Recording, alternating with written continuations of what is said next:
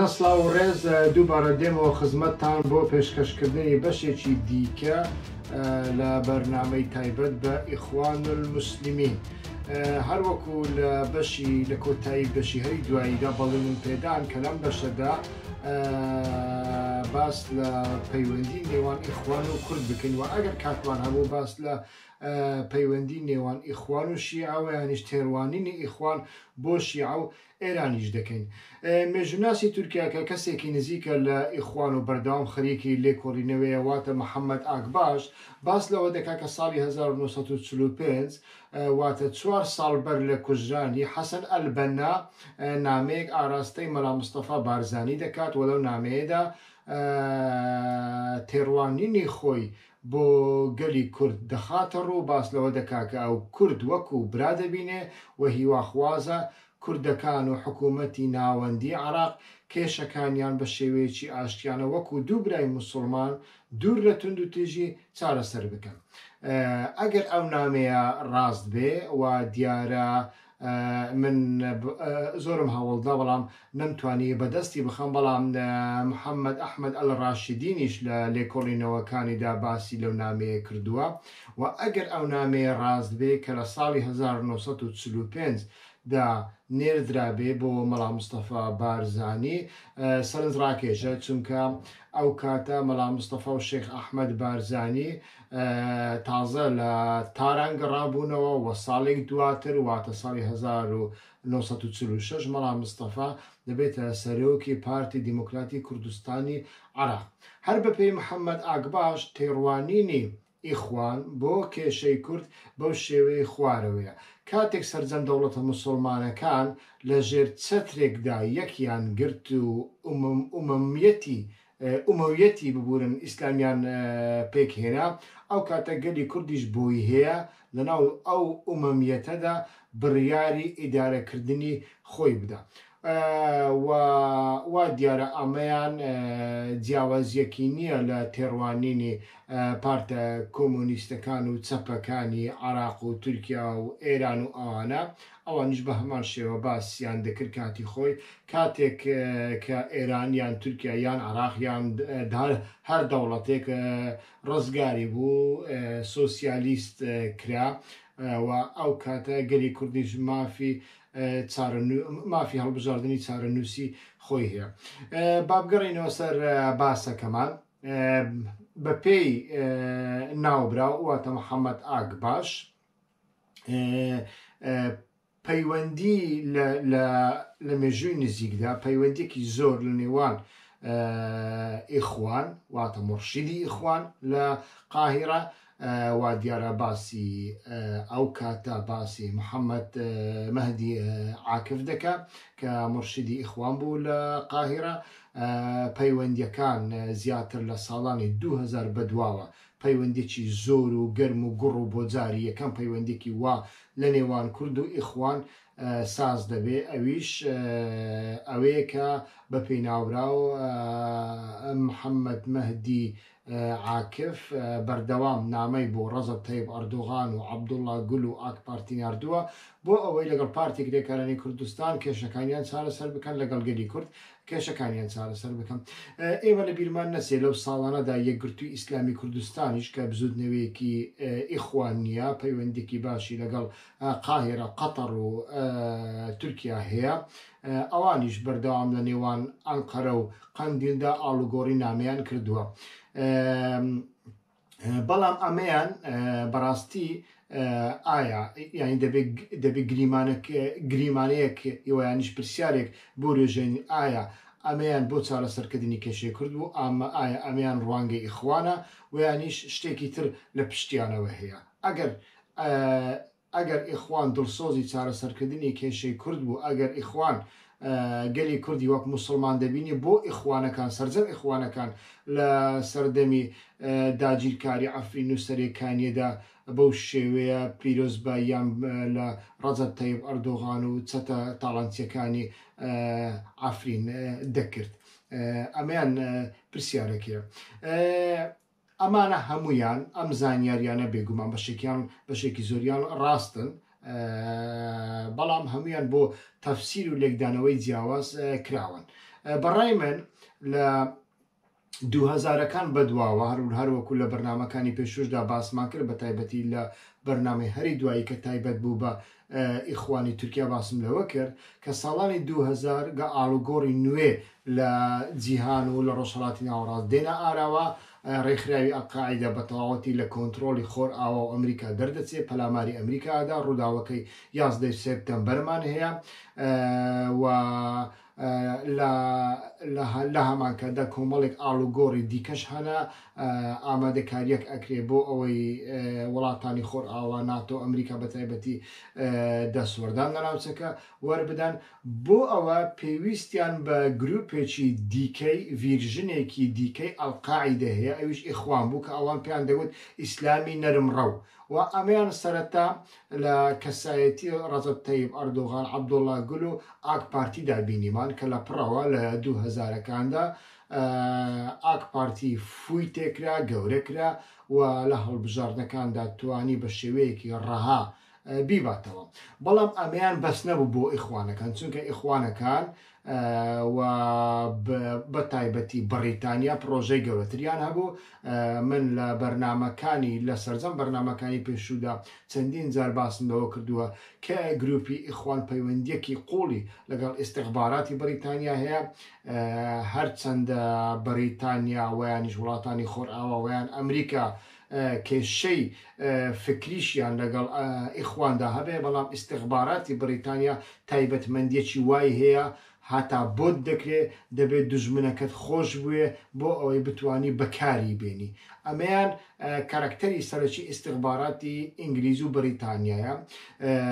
و پرۆسەی ئاشتی کە ئیخوانەکان زۆر زار وەکو منەت دەیفرۆشنەوە گەلی کورد کە گوایە ئەوان هەوڵیان داوە پرۆسەی ئاشتی چارەسەر بێتە ئاراوە کەشی کورد چارەسەر ببێ ئەو پرۆسەی ئاشتیە سەرەتا لەلایەن عەبدوڵڵا گولە بەسەری هەڵدا ئەو کاتە عەبدوڵڵا گول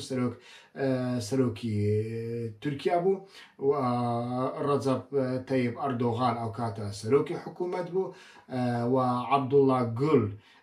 کەسێکە کە لە بەریتانیا خوێندوێتی هەموو چاودێرانی سیاسی و بەخۆشی ئاڵێتن کە ئەو پەیوەندێکی زۆر خۆشی لەگەڵ بەریتانیاوە هەیە هەتاوەکو ئێستاش سەرەتا لەلایەن عەبدوڵڵا گولەوە ئیتر ئەو مەسەلەیە وروژێندرا پاشان ڕەجەب تەیب ئەردۆغان لە بواری کرداریەوەدا هەوڵیدا پێکی بێنێ ئیتر ئەمەیان بۆ ئەوە بوو چونکە سەرکەوتنی ئاک پارتی بەتەنیا لە تورکیا بەس نەبوو دەبواە ئیخوانەکان لە ڕۆژهەڵاتی ناوەڕاستدا فراوانتر بوونایە ئامادەکاریەکی گەورەتر هەبوو بۆ پرۆژەی ئیخوان و هەوڵ ئەدرا لە ڕێگای ئیخوان دەست لە کاروباری وڵاتانی دیکەش وەربدرێ نەک بەتەنیا تورکیا بەڵام دەبواە سەرەتا پێگەی ئاک پارتی لە تورکیا بەهێزتر بکرێ ئەویش لە ڕێگای گەلی کورد بۆ لە ڕێگای گەلی کورد چونکە ئەوان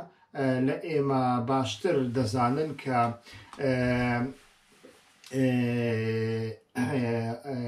لە نێوان ناسیۆنالیزمی کوردایەتی و لە نێوان ئەو ناسیۆنالیزمە تورکیا بە تایبەتی ڤیرژنەکەی ئاک پارتی کە پێی دەگوترێ ناسیۆنالیزمی سەوز پەیوەندێکی ڕەگ و ڕیشەی هەیە پەیوەندێکی قوڵ هەیە ناسنامەی ناسیۆنالیزمی کوردی نەقشبەندیە من لە بەرنامەکانی پێشومدا لە نووسینەکانمدا بەردەوام جەختم لەوە کردوتەوە هەموو ناسیۆنالیزمێک ئاینێکی هەیە ئەگەر ناسیۆنالیزمەکە علمانی سیکولاریش بوو ئەوە علمانیەت و سیکولاریزم دەکاتە ئاینی خۆی هەروەکو ئەتاتورک علمانیەتی کرد بۆ ئاین ینی علمانیەت مقدس بوو لە تورکیا کاتی خۆی چۆن ئاین مقدسە پیرۆزە علمانیەتیش پیرۆز بوو لە تورکیای ترکەواتە ببووە ئاین علمانیەت گەرایی پێ دەڵێن ئیتر چۆن هەموو ناسیۆنالیزمەکان ئاینێکیان پێویستە کوردایەتیش ئاینەکەی طریقەتی نەقشبەندی سنیە هەم لەگەڵ وڵاتە سنیەکان بە گشتی پەیوەندێکی باشی هەیە بەرژەوەندەکانیان و ڕوانگەکانیان لە یەکتری نزیکن و هەمیش لەگەڵ نەقشبەندیەکان ناسیۆنالیزمی سەوزی تورکیش نەقشبەندیە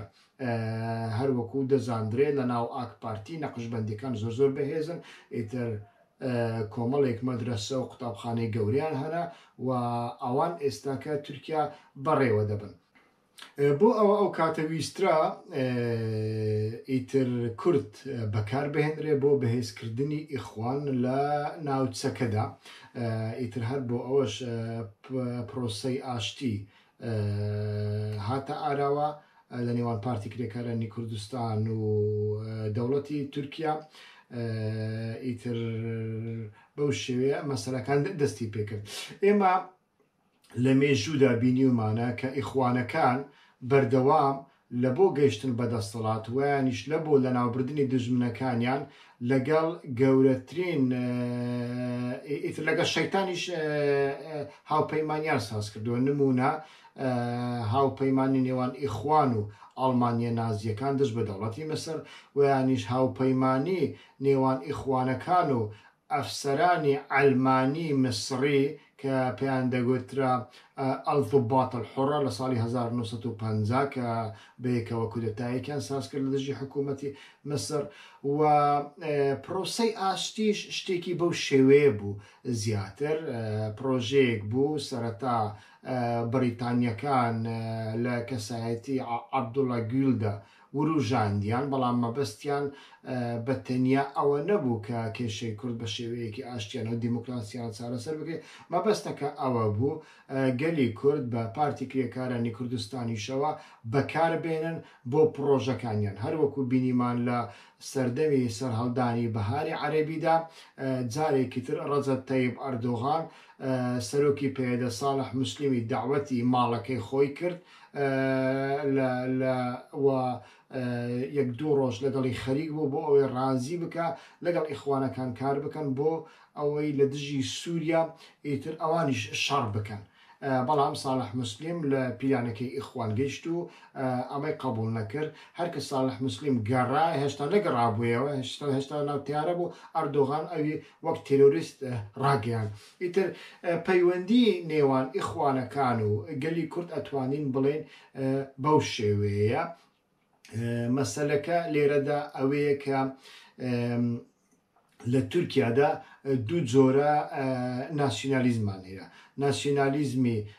ڕەشی تورکی و ناسیۆنالیزمی سەوزی تورکی ناسیۆنالیزمی ڕەشی تورکی ئەو ناسیۆنالیزمە باوەیە کە لە سەردەمی ئیتیحاد التەڕەقیدا واتە لە کۆتایی سەردەمی عوسمانیەکاندا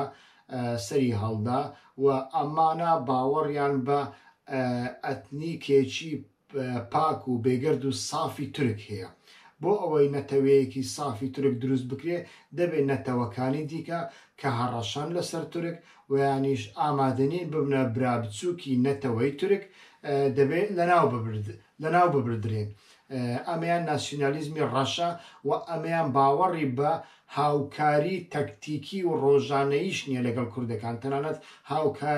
تەنانەت باوەڕیان بە هاوکاری لەگەڵ کوردێکی نۆکەر و قڕۆزیش نییە بەڵام ناسیۆنالیزمی سەوزمان هەیە کە ناسیۆنالیزمی ئیسلامی تورکیا ناسیۆنالیزمی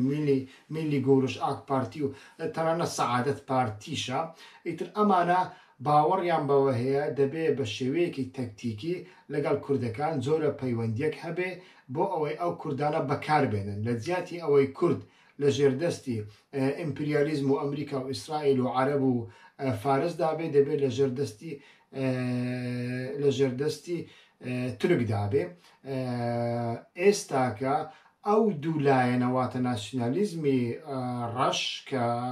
مەهەپە بزوتنەوەی میلی تورکیا ڕێبەرایەتیەکە و ناسیۆنالیزمی سەوز کە ئاک پارتی ڕێبەرایەتەکە ئەوانە ئێستا هاوپەیمانیان هەیە بۆ چوونەکانیان تەماشا دەکەین یەک بووینە کەواتە ئەو ڕوانگەی ئیخوان بۆ کورد ڕوانگەیەکی نەک تەکتیکی بوو بەڵکو ڕوانگەیەکی زۆر کوردخایەن بوو و دوایی ئەو ڕوانگەیە کە ڕوانگەی ناسیۆنالیزمی سەوزی تورک بوو ئێستاکە مارە کراوە لە ناسیۆنالیزمی ڕەشی تورکی و وەکو مەهەپە ئیتر باوەڕی بە قایوم هەیە باوەڕی بە کوشتن هەیە باوەڕی بە جینۆساید هەیە ئەگەر ئەگەر دەسەڵاتیاندا بەسەردا بشکێتەوە. هەروەها گۆڕانکاریەکی دیکە هەیە لە ساڵانی دواییدا لە نێوان کوردایەتی و ناسیۆنالیزمی تورکیدا. کوردایەتی ئیتر لەم ساڵانەی دواییدا بۆتە پرۆژەی پێترۆناسیۆنالیزم، واتە ناسیۆنالیزمی نەوت، و نەوت مەسەلەیەکی استراتیژیە لە باشووری کوردستاندا ئەمە دەبینین، و ئێمە باسمان لەوە کرد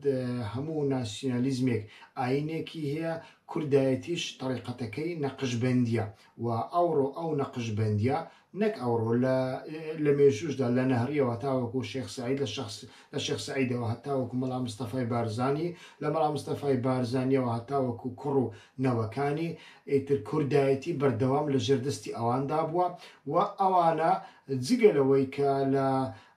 سەدەی هەژدە و نۆزدە لەگەڵ عوسمانیەکاندا هاوپەیمانیەکیان ساز کردووە، هیچ کاتێک لە ژێر دەسەڵاتی عوسمانیەکاندا ویانیش لە ژێر هێگومۆنیای دەوڵەتی تورکیادا دەرنەچوونە. ئەگەر دەریسوو بن ئەوە پەیوەندی بەوە هەبووە کە